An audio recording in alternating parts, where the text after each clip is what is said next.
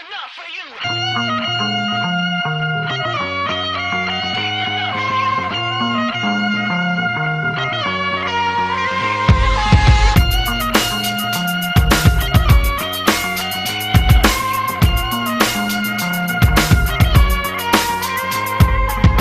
hit the room, me and my crew, and it was cool until we bumped into you. Now it's been years, but there you were, like a Mustang, redlining every single gear with a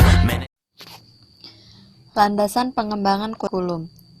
Suatu bangunan kurikulum memiliki 4 komponen, yaitu komponen tujuan, isi atau materi, proses pembelajaran, dan komponen evaluasi.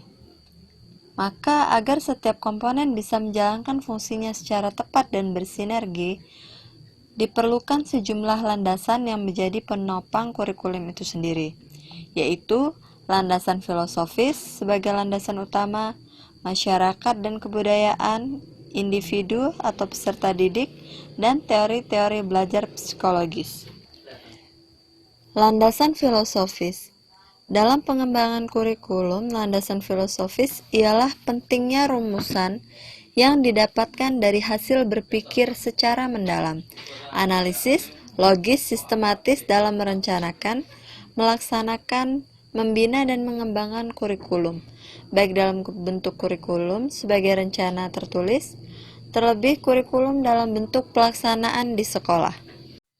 Landasan filosofis dijadikan landasan utama karena merupakan hasil berpikir atau kreasi dari manusia itu sendiri. Filsafat dalam pendidikan berarti filsafat berupaya mengkaji berbagai masalah yang dihadapi oleh manusia, termasuk masalah pendidikan. Pendidikan sebagai ilmu terapan tentu saja memerlukan ilmu-ilmu lain sebagai penunjang dianya, yaitu filsafat. Filsafat pendidikan pada dasarnya adalah penerapan dari pemikiran-pemikiran filosofis untuk memecahkan masalah-masalah dalam pendidikan. Filsafat pendidikan yang pada dasarnya adalah penerapan dari pemikiran-pemikiran filsafat untuk memecahkan permasalahan pendidikan. Dengan demikian tentu saja bahwa filsafat memiliki manfaat dan memberikan kontribusi yang besar, terutama dalam memberikan kajian yang sistematis berkenaan dengan kepentingan pendidikan. Manfaat filsafat pendidikan sendiri yaitu dapat menentukan arah akan dibawa kemana anak-anak melalui pendidikan di sekolah. Filsafat dan tujuan pendidikan memberi kesatuan yang bulat kepada segala usaha pendidikan. Kurikulum pada hakikatnya adalah alat yang digunakan untuk mencapai tujuan pendidikan. Karena tujuan pendidikan sangatlah dipengaruhi oleh filsafat atau pandangan hidup dari suatu bangsa. Maka tentu saja kurikulum yang dikembangkan juga akan mencerminkan pandangan hidup yang dianut oleh suatu bangsa tersebut. Oleh karena itu, terdapat hubungan yang sangat erat antara kurikulum pendidikan di suatu negara dengan filsafat negara itu sendiri. Sebagai contoh, Indonesia pada masa penjajahan Belanda, kurikulum yang dianut pada masa itu sangatlah berorientasi kepada kepentingan.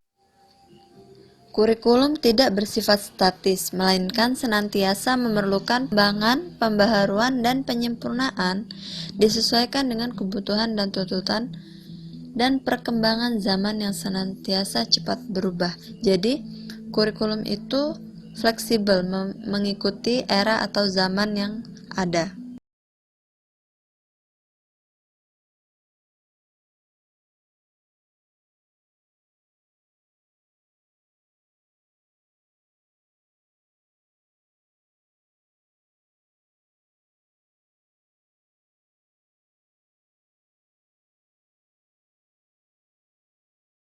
Baik, di sini saya akan menyampaikan materi yang selanjutnya, yang kedua, yaitu landasan psikologis.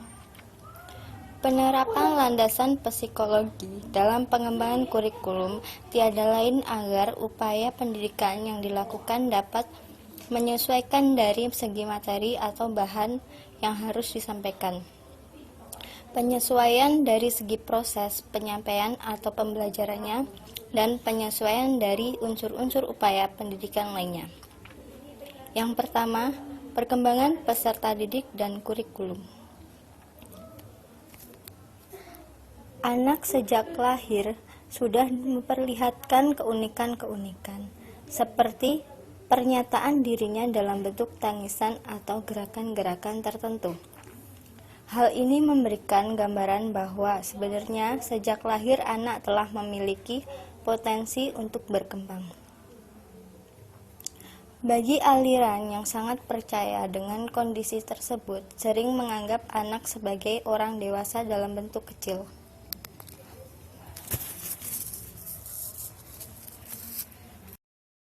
Yang kedua, psikologi belajar dan kurikulum.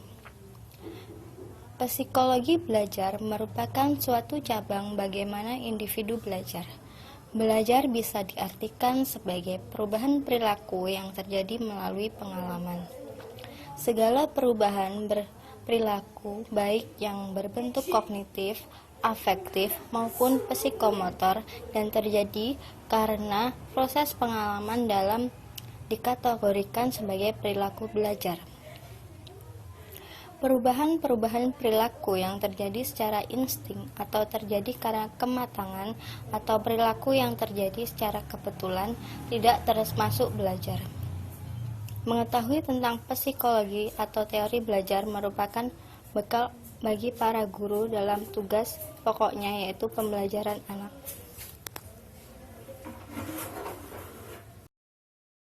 Selanjutnya, materi yang ketiga yaitu landasan sosiologis. Kurikulum menentukan pelaksanaan dan hasil pendidikan. Dengan pendidikan diharapkan muncul masyarakat-masyarakat yang tidak asing dengan masyarakat.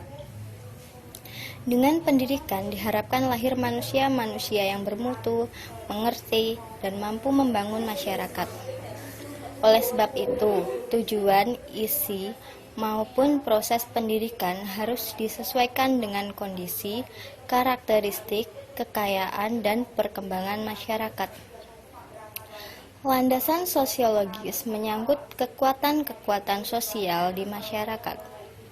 Kekuatan-kekuatan itu berkembang dan selalu berubah-ubah sesuai dengan perkembangan zaman. Kekuatan itu dapat berupa kekuatan yang nyata maupun yang potensial, yang berpengaruh dalam perkembangan kebudayaan seirama dengan dinamika masyarakat. Demikian materi dari saya, kembali ke moderator. Baik, di sini saya akan menjelaskan bagian 4, yaitu landasan ilmu pengetahuan dan teknologi. Pendidikan merupakan usaha menyiapkan subjek didik atau siswa menghadapi lingkungan hidup yang mengalami perubahan yang semakin pesat. Pendidikan adalah usaha sadar untuk menyiapkan peserta didik melalui kegiatan bimbingan atau latihan bagi perannya di masa yang akan datang. Teknologi adalah aplikasi dari ilmu pengetahuan ilmiah dan ilmu-ilmu lainnya untuk memecahkan masalah-masalah praktis. Ilmu dan teknologi tidak dapat dipisahkan. Ilmu pengetahuan dan teknologi berkembang teramat pesat seiring lajunya perkembangan masyarakat. Untuk mencapai tujuan dan kemampuan-kemampuan tersebut, maka ada hal-hal yang dijadikan sebagai dasar, yaitu 1. Pembangunan iptek harus berada dalam keseimbangan yang dinamis dan efektif dengan pembinaan sumber daya manusia, pengembangan sarana dan prasarana iptek, pelaksanaan dan penelitian dan pengembangan serta rekayasa dan produksi barang dan jasa. 2. Pembangunan iptek tertuju pada peningkatan kualitas, yakni untuk meningkatkan kualitas kesejahteraan dan kehidupan bangsa. 3. Pembangunan iptek harus selaras atau relevan dengan nilai-nilai agama, nilai luhur budaya bangsa, kondisi sosial budaya, dan lingkungan hidup. 4. Pembangunan iptek harus berpijak pada upaya peningkatan produktivitas, efisiensi, dan efektivitas penelitian dan pengembangan yang lebih tinggi. Dan yang terakhir, Pembangunan iptek berdasarkan pada asas pemanfaatannya yang memberikan nilai tambah dan memberikan pemecahan masalah konkret dalam pembangunan. Baik, sekian penjelasan dari bagian 4.